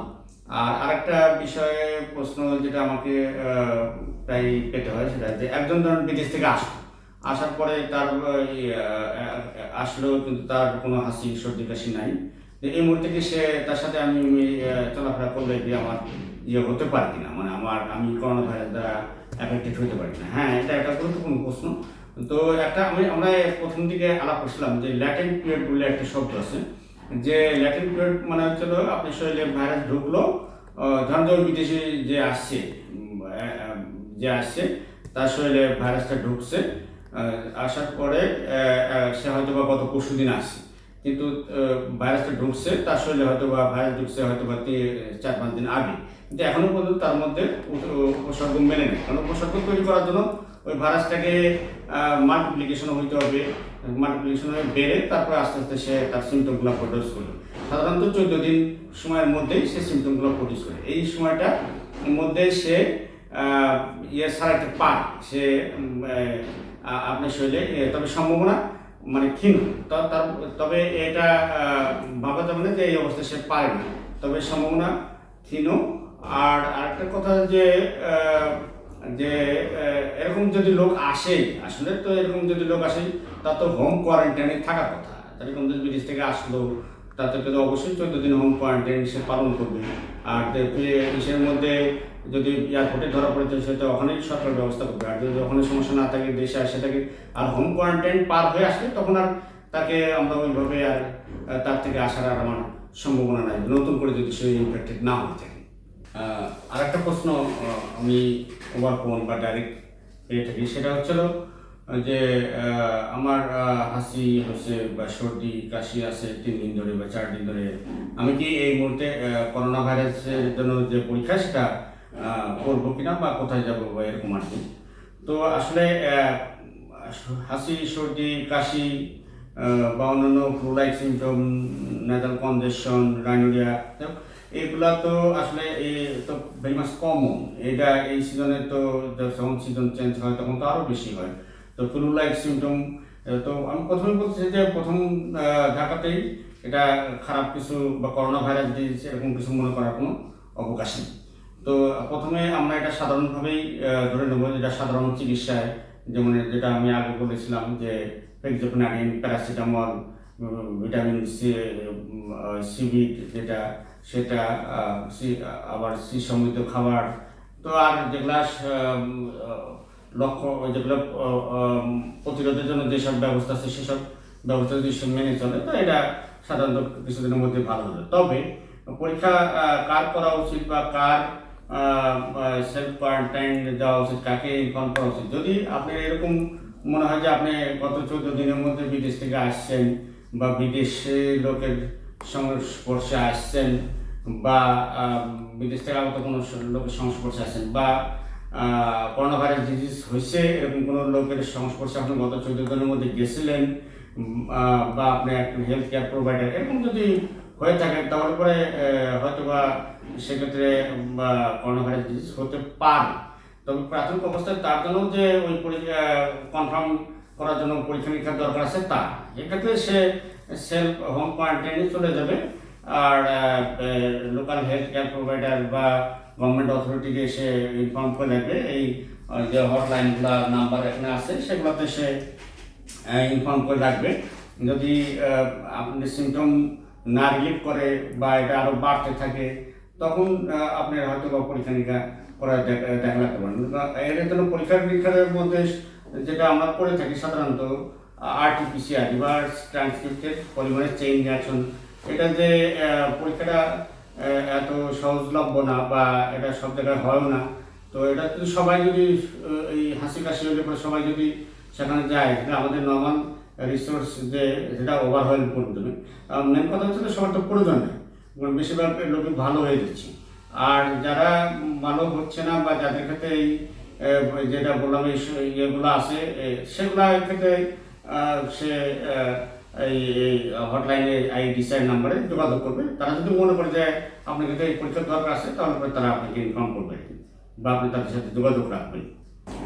আরেকটা কমন প্রশ্ন আমি যেটা পেয়ে থাকি সেটা হচ্ছে ওই যেটা আমি আগেও ওই ভিডিওতে আছে, তো সেটা হলো ওই হ্যান্ড ওয়াশ বিষয় আর কি, এবং মাস্ক ইউজ করার বিষয়। তো হ্যান্ড ওয়াশ বিষয়ে তো আমরা হ্যান্ড ওয়াশের পদ্ধতি কীরকম হওয়া উচিত সেটা আমরা দেখাবার চেষ্টা করছি বা আইডিয়াল যতক্ষণই করা যায়। তবে কখন কখন হ্যান্ড ওয়াশ করা উচিত সেটাও আমরা বলছি। তো হ্যান্ড ওয়াশের ভিতরে বিষয় যেটা, যে ধরেন যে আপনি জীবাণু লেগে আছে এমন কোনো কিছুর যদি টাচ করে থাকেন বা স্পর্শ করে থাকেন, মানে জীবাণু লেগে আছে বা থাকতে পারে বলে আপনার কাছে মনে হয়, তারপরে আপনি তখন এসে আপনার হ্যান্ড ওয়াশ করা উচিত। আবার মনে করেন যে হাসি কাশি আছে এমন কোনো লোকের সংস্পর্শে আপনি গিয়েছেন বা হাসি কাশি থাকতে পারে এমন কোনো লোকের সংস্পর্শে গিয়েছেন, তার থেকে আসার পরেও আপনার হাত ধোয়া উচিত। রোগীর সেবা করেন, আপনি রোগীর সেবা করার পরেও আপনি হাত ধুতে পারেন। খাবারের পূর্বে বা খাবার প্রস্তুত করার আগে আপনি হাত ধুতে পারেন। আবার টয়লেট ব্যবহার করার পরে আপনি ইয়ে করতে পারেন। পশু পাখি যদি আপনি বা পশু পাখির মলমূত্র এগুলো যদি আপনি না আনেন বা সংস্পর্শে আসেন, তাহলে পরে আপনি হ্যান্ড ওয়াশ ব্যবহার করবেন। আবার বাইরে থেকে আসার পরেও, ঘরে ঢোকার আগে বা বাইরে থেকে আসার পরেও আপনার হ্যান্ড ওয়াশ করা। হ্যান্ড ওয়াশ বা হ্যান্ড স্যানিটাইজার, হ্যান্ড ওয়াশের আইডিয়াল পদ্ধতি আমরা যে কোনো সাবান ইউজ করতে পারি। WHO-এর যে পদ্ধতি সেটা আমরা অলরেডি দেখাইছি, সেটা অন্তত কমপক্ষে 20 মিনিট ধরে যে কোনো সাবান ইউজ করতে পারি, এটা আমরা দেখেছি। আর হলো মাস্কের বিষয় যে কোনো মাস্কে আপনি ব্যবহার করতে পারেন। মাস্কেরও আমরা একটা আমাদের ভিডিওতে আছে, একটু আগে গেলে আপনি এটা দেখতে পাবেন, ভিডিওতে দেখানো হয়েছে। তো মাস্কটা আপনি কখন পরা উচিত, যে মনে মধ্যে আপনি নিজেরই হাসি কাশি আছে তখন তো পরা উচিত, যাতে অন্যরা ইনফেক্টেড না হয়। আর একটা হচ্ছিল যে এমন কোনো লোকে আপনি সংস্পর্শে যাচ্ছেন যার হাসি কাশি থাকতে পারে বা আছে, তো আছে বলে মনে হয়, তারপরে আপনি সেক্ষেত্রে মাস্ক ইউজ করাটাই ভালো। বা আপনি একটা জনবহুল এলাকায় যাচ্ছেন যেখানে অনেক লোকের সংস্পর্শে আপনি আসতেছেন, মার্কেটে যাচ্ছেন বা পাবলিক ট্রান্সপোর্ট ইউজ করতেছেন, তখন আপনার মাস্ক ইউজ করাটা উচিত। আবার ধরেন যে আপনি হেলথ কেয়ার প্রোভাইডার, আপনি ফিজিশিয়ান, বা আপনি যেখানে আপনি ডাইরেক্টলি রোগীদের সংস্পর্শে আসতেছেন, তখনও আপনার মাস্ক ইউজ করা দরকার। তবে একটা জিনিস আমি যেটা দেখতে পাচ্ছি যে মাস্ক কিন্তু লোকজন বেশ ভালোই ব্যবহার করতেছে। তবে সেটা মাস্ক কিন্তু যেটা মাস্কের ইফেক্টিভ হচ্ছে না কি কারণে, যে সে একই মাস্ক সারা সিজন ভরেই ব্যবহার করতেছে, এটা কিন্তু বেশ একটা ফাংশনিং হবে না। আবার একটা হচ্ছিল যে হ্যান্ড যে ওয়াশটা, সেটা কিন্তু আমার কাছে মনে হচ্ছে যে আমার নিজের আত্মীয় স্বজন বা রোগীদের কাছ থেকে যেটা যে তারা কিন্তু অ্যাডিকুয়েটলি হ্যান্ড ওয়াশ করতেছে না। তো কোনোটা ওভার ইউজ হচ্ছে বা ইমপ্রপার ইউজ হচ্ছে, কোনোটা লেস ইউজ হচ্ছে। তো এই বিষয়গুলো আমরা একটু খেয়াল রাখার চেষ্টা করব। তো আমার কাছে আরও কিছু প্রশ্ন আসছে। তো আসলে যতদিন এই করোনা ভাইরাসের প্রকোপ রয়েছে ততদিন জনমনে প্রশ্ন থাকবে, এটাই স্বাভাবিক। তো আমার যেটা মনে হয় যে এখন আমাদেরকে আরও সচেতন হতে হবে। তো আমাদেরকে সক্রিয় ভূমিকা পালন করতে হবে, সবাই সবার সাহায্যে এগিয়ে আসতে হবে। আর একটা হচ্ছে দোষারোপ করার যে মন মানসিকতা, সেটা একদম পরিহার করতে হবে। প্রবাসী ভাইদের প্রতি দৃষ্টিকটু আচরণ যেন না হয় সেদিকে খেয়াল রাখতে হবে। মনে রাখতে হবে এই দেশের উন্নয়নের প্রবাসী ভাইদের অনেক ভূমিকা রয়ে গেছে। আর কোনো প্রকার গুজবের জন্য আমরা কান না দিই সেদিকে খুব খেয়াল রাখতে হবে। কোনো প্রকার গুজব যেন আমি না ছড়াই সেটাও খেয়াল রাখতে হবে। আর ভাইরাস প্রতিরোধ করবে যা যা করণীয় সেগুলো যেন আমি নিজে মানি এবং অন্যকে মানতে উৎসাহিত করি। সরকারকে কোনো রকম যেন দোষারোপ না করি সেদিকে একটু খেয়াল রাখি। সরকার এই বিষয়ে যথেষ্ট উদ্বিগ্ন এবং আন্তরিক। আর আরেকটা জিনিস খেয়াল রাখতে হবে, যেসব দেশে করোনা এফেক্টেড হয়েছে সেসব দেশের হেলথ কেয়ার সিস্টেম যে বাংলাদেশের চেয়ে খারাপ ছিল তা কিন্তু না। আর আপনার যে কোনো তথ্যগত বা স্বাস্থ্যগত সমস্যা যদি থাকে সেক্ষেত্রে আপনি WHO এর ওয়েবসাইটে ঢুকতে পারেন। বাংলাদেশের যে মিনিস্ট্রি অফ হেলথের ওয়েবসাইট আছে সেখানেও আপনি ঢুকতে পারেন। আর কোনো তথ্যের জন্য IEGSR যে হটলাইন সেখানেও আপনি ফোন করে দেখতে পারেন। আর পরিশেষে এটাই বলবো যে সবাই সবার জন্য দোয়া করি, স্বাস্থ্যবিধি মেনে চলি। তো সবাই ভালো থাকুন, সুস্থ থাকুন, আল্লাহ হাফেজ।